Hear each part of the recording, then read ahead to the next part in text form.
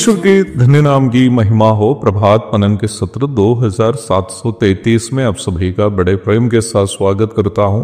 आइए आज के मनन के लिए हम पढ़ते हैं प्रकाशित वाक्य अध्याय 2 पद 6।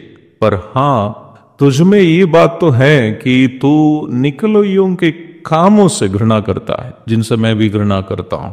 इफिसुस की कलीसिया की एक बड़ी कमी के विषय में उन्हें अवगत कराने के पश्चात पुनः प्रभु उनके अच्छे गुण की तारीफ कर रहा है। वो अच्छा गुण यह है कि इफिसुस की कलीसिया निकलोइयों के कामों से घृणा करती है। ये बात बाइबल से स्पष्ट नहीं है कि यह सूचित किया गया निकलोइया कौन है, परंतु अन्य कुछ स्रोतों से हमें मिलने वाली सूचनाओं की परिप्रेक्ष्य में हम इन लोगों के बारे में कुछ अनुमान जरूर लगा सकते हैं।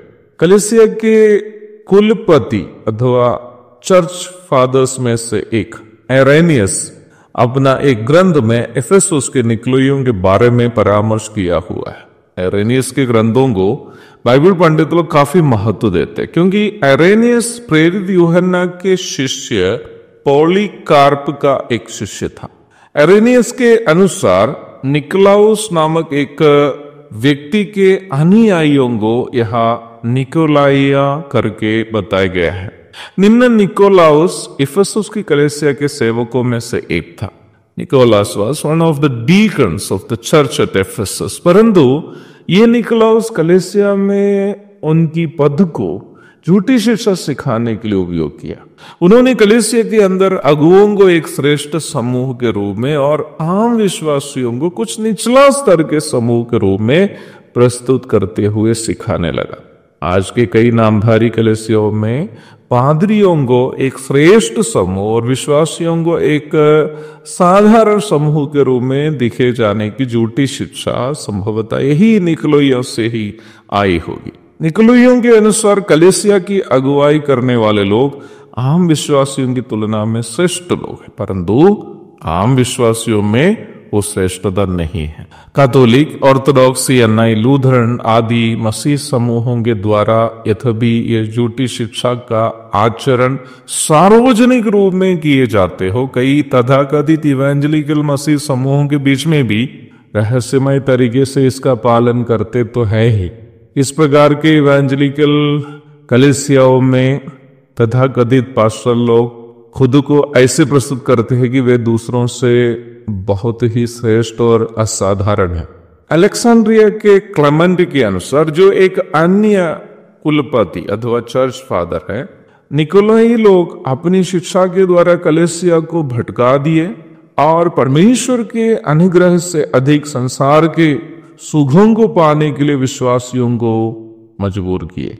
वचन नहीं सिखाने वाली कई शिक्षाएं, जैसे अगुवे लोग विवाह को त्याग कर अपनी अभिलाषों से प्रेरित होकर अनैतिक संबंधों में फंसे रहने के लिए, इस निकोलाइयों की शिक्षा एक प्रेरणा बन गई। अगुओं को अधिक श्रेष्ठता दिए जाने के कारण अगुओं के द्वारा जब बुराइयां की जाती है तो उस पर सवाल करने के लिए विश्वासी लोग डरते थे, ये सोचकर कि ऐसे करने से उन पर श्राप आ सकता है। परंतु प्रभु यह इफिसुस की कलीसिया की तारीफ इसलिए कर रहा है कि एक कलीसिया के रूप में वे इस झूठी शिक्षा को नकार दिया। जैसे यहूदी धर्म में या अन्य धर्मों में पुरोहित एवं अन्य लोगों के बीच एक बड़ा अंतर है, ऐसा अंतर कलीसिया में नहीं है। हर एक विश्वासी पुरोहित अथवा याजक है और प्रभु की आराधना करने के लिए योग्य भी है। पहला पतरस 2:9 प्रभु ने सिखाया, परंतु तुम रब्बी न कहलाना, क्योंकि तुम्हारा एक ही गुरु है और तुम सब भाई हो। पृथ्वी पर किसी को अपना पिता ना कहना, क्योंकि तुम्हारा एक ही पिता है जो स्वर्ग में है। अर्थात पृथ्वी पर किसी को एक पदवी के रूप में किसी व्यक्ति को पिता न कहना, ये वही है इसका अर्थ जो है। अपना पिता को पिता नहीं कहना, ये अर्थ नहीं है। आगे प्रभु कहता है, और स्वामी भी ना कहलाना, क्योंकि तुम्हारा एक ही स्वामी है अर्थात मसीह। जो तुम्हें बड़ा है वो तुम्हारा सेवक बने। मत्ती अध्याय 23 की 8 से 12 तक पढ़िएगा।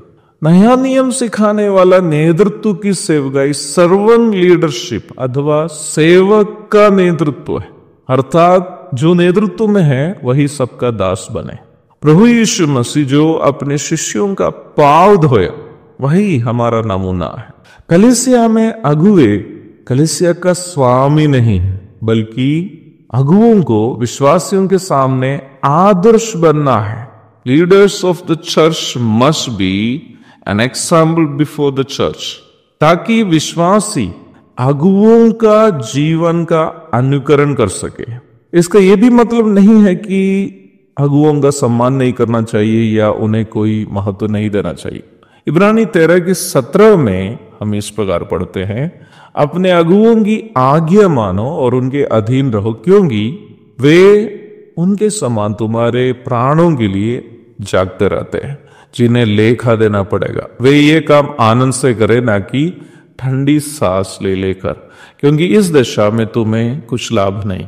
अर्थात वचन की शिक्षा यही है कि जब अगुवे वचन की शिक्षा के अनुसार कलीसिया के सामने आदर्श बनकर कलीसिया की अगुवाई करते हैं, तो विश्वासियों को भी अपना ये दायित्व को निभाना है कि अगुवों की सेवकाई का महत्व समझकर वचनानुसार वे जो निर्देशों को विनम्रतापूर्वक देते हैं उसे विनम्रतापूर्वक पालन करें, जिससे विश्वासियों को आत्मिक लाभ की प्राप्ति होगी।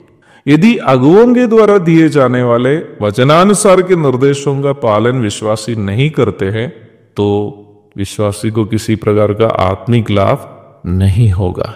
एक और शुभ दिन की धन्य कामनाओं के साथ आज के मनन में यहां समाप्त करता हूं। प्रभु आप सबको आशीष